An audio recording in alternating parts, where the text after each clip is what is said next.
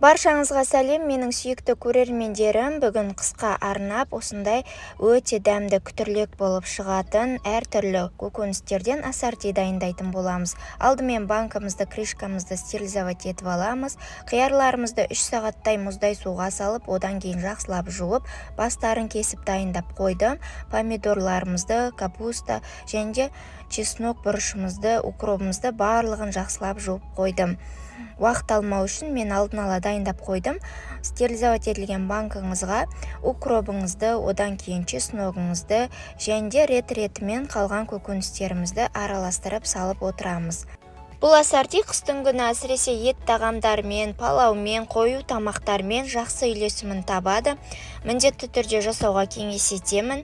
Арасына мен қызыл бұрыш та саламын. Кей кезде ашылатып жеуге өте ыңғайлы болып табылады. Банкамызды бетіне дейін көкөністерімізбен толтырып, үстінен лавровый листімізді және де қара бұрышымызды салатын боламыз.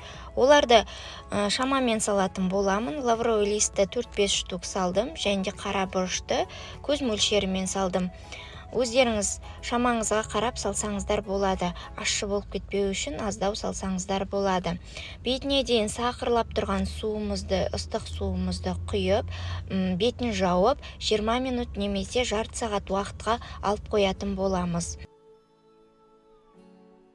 Уақыт өткеннен кейін жаңағы суымызды осындай тесік крышкаңыз болса ыңғайлы басқа ыдысқа төгіп тастайтын боламыз.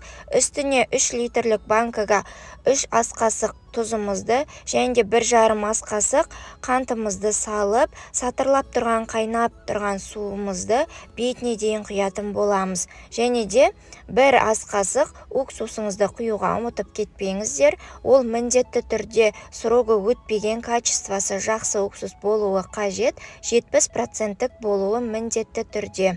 Банкаларыңыздың атылмауы осы уксусқа байланысты. Бетіне дейін құйып, крышкаңызды жақсылап жауып тастасаңыз болады, және де бетін жауып жылы жерге алып қоятын боламыз.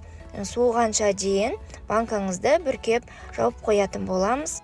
Осымен біздің ассортиіміз дайын болды. Өте оңай жасалады және өте дәмді күтірлік болып шығады. Жасауға кеңес етемін. Және де менің каналыма кіріп, басқа да қыстық рецепттерімді қарасаңыздар болады. Қыстық салаттарымның рецепттері өте көп және де жыл сайын жасайтын тексерілген рецепттер.